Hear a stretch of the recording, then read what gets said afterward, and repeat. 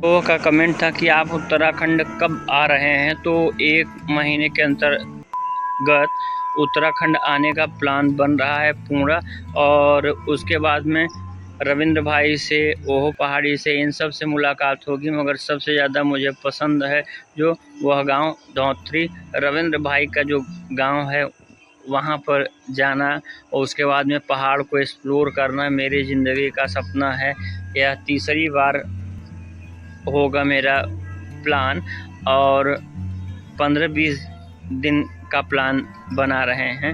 यही त्यौहार का सीज़न हो, उसके बाद में खेती ख़त्म हो जाए तो फिर प्लान अच्छे से उसको हम करेंगे। अब आते हैं मेन बात, बहुत सारे लोग असफल इसलिए होते हैं क्योंकि वह लगातार सतत प्रयास नहीं करते हैं। आप कल्पना कर लीजिए कि मेरा पहला जब यूट्यूब चैनल 70,000 जिसमें सब्सक्राइबर थे, एसपी सुपर क्लासेस, वो जब हैक हुआ था तो उस समय, आज से 4 साल पहले, उस समय इतना न मोबाइल अच्छे से थे न कुछ था। आप कल्पना नहीं कर सकते, 1 महीने तक मैं सो नहीं पाया था। और उसके बाद में मगर फिर मैंने हार नहीं मानी। बार बार 3 बार मेरे अलग अलग चैनल ख़त्म हो चुके हैं, मगर फिर भी हार नहीं मानी, अभी तक प्रयास करता हूँ। इस समय 3 चैनल चल रहे हैं, पढ़ाई का एक एसपी सुपर क्लासेस, ब्लॉगिंग का एक शिल्पा इलाहाबादी और एक चैनल न्यूज़ वाला है। तो हार आपको नहीं माननी चाहिए। मगर उत्तराखंड में इन दिनों जो हो रहा है वो बड़ा ही दुर्भाग्यपूर्ण है और यह आने वाला जो उत्तराखंड की जनरेशन है उसे भी समझना होगा कि उत्तराखंड को हम किस दिशा में लेके जा रहे हैं। क्योंकि देखिए, उत्तराखंड के जो सबसे महत्वपूर्ण है वहाँ की शालीनता, वहाँ का वैभव, वहाँ का गौरव, वहाँ का कल्चर, ट्रेडिशन, वहाँ का ये सारी चीज़ मिल कर के उत्तराखंड को उत्तराखंड और देवभूमि बनाते हैं। यानी कि ऐसी भूमि जहाँ पर देवता भी आने के लिए तरसते हैं, उसे देवभूमि कहते हैं। यहाँ के बहने वाले झरने, यहाँ के गदेरे, नदी नाले, ये सब आपसे कुछ कहते हैं। यहाँ की वनस्पतियाँ, यहाँ के जीव जंतु, ये भी अपने आप में आपसे हमसे बातें करते हैं। निनियारों की आवाज़ जब आप सुनते हैं तो आपको ऐसा लगता है कि मानो आप किसी और दुनिया में आ गए हैं। अगर पहाड़ के शिखर पर आप चढ़ रहे हो और आप वहाँ पर कैंपिंग कर रहे हो तो आपको एक ऐसा एहसास होता है जो एहसास आपको आपके जीवन की सबसे बड़ी अनुभूति देगा। आप सारे तनाव से दूर हो।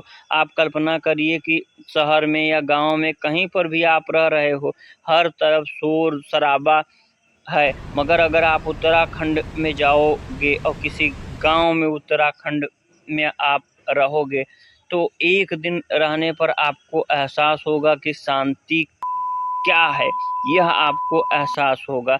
मगर ऐसा नहीं है, वहाँ की चुनौतियाँ भी अलग अलग हैं और वह चुनौतियाँ सबसे बड़ा एक पलायन। देखिए, पलायन का प्रमुख कारण देयर इज़ नो इनकम तो है ही। जहाँ पर आय के स्रोत नहीं होंगे वहाँ से पलायन होगा। मगर फिर हमें यह भी देखना है कि अगर ऐसा होता तो पहले पलायन होता। पलायन अब ज़्यादा हो रहा है, पिछले 20 सालों से इतना पलायन हो चुका है कि कई गांव के गांव वीरान हो चुके हैं। उत्तराखंड के कई गांव को भूतों का गांव कहा जाने लगा है।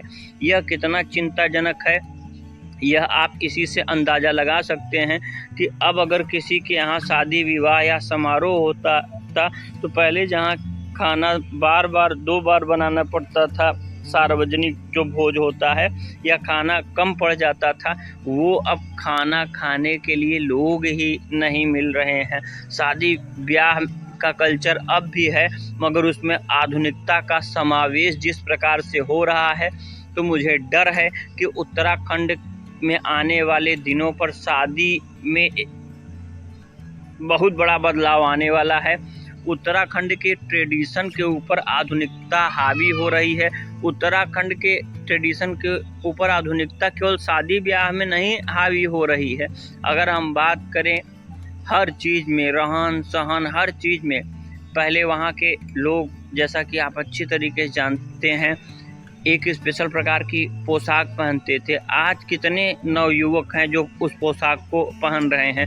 नवयुवक छोड़ दीजिए, 40-50 साल का एक व्यक्ति है, कौन ऐसा व्यक्ति है जो पहाड़ों के पूर्ण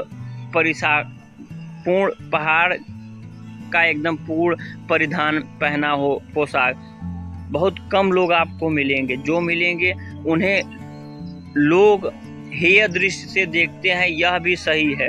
और ऐसा नहीं है कि केवल यह सारी अच्छाई है, वहाँ की अपने आप में जो समस्याएं हैं उस पर सविस्तार से तो चर्चा करेंगे ही। पलायन के अलावा जो दूसरा सबसे बड़ी कुरीति है उस पर अभी मैं चर्चा नहीं करूँगा, मगर आपको उस कुरीति को जानना हो तो आप पहाड़ी भाई के कई ब्लॉग में उसका आपको अंदाज़ा लग सकता है।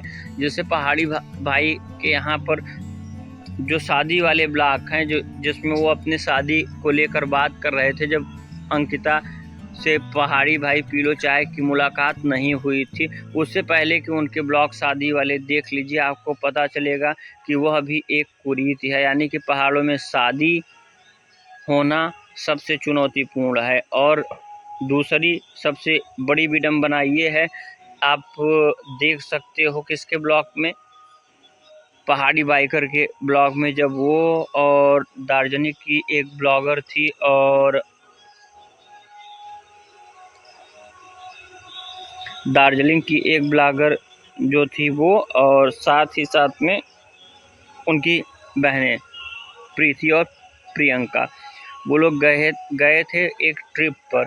और उस ट्रिप पर जो उनके साथ में हुआ वह कितना दुर्भाग्यपूर्ण था, इसकी आप कल्पना नहीं कर सकते। शायद पहाड़ी बाइकर और प्रियंका और प्रीति को भी शर्म उस समय आ रही थी।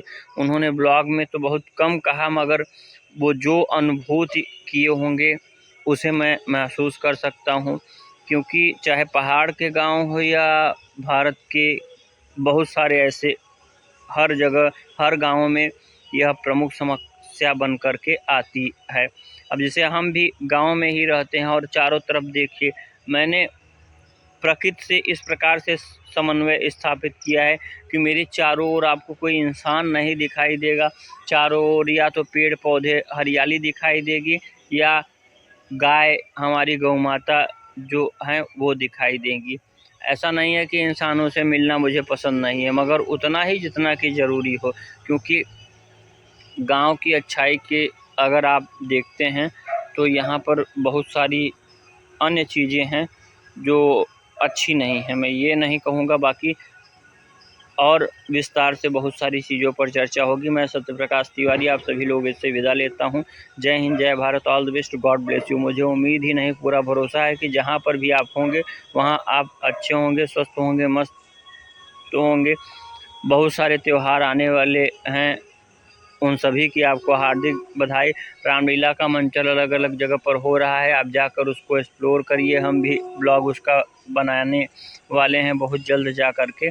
और सबसे महत्वपूर्ण बात, अगला जो ब्लॉग आएगा उत्तराखंड में, हो सकता है आप हमसे असहमत न हों, तो अगर इस ब्लॉग में आप वो ब्लॉग चाहते हैं उत्तराखंड की समस्या और कुरीतियाँ, इस पर अगर आप चाहते हैं तो आप कमेंट करिए, उस पर ब्लॉग लाने की कोशिश करेंगे। बहुत हिम्मत करना पड़ेगा, क्योंकि सबसे पहले बात उत्तर प्रदेश की होगी और तब उत्तराखंड की।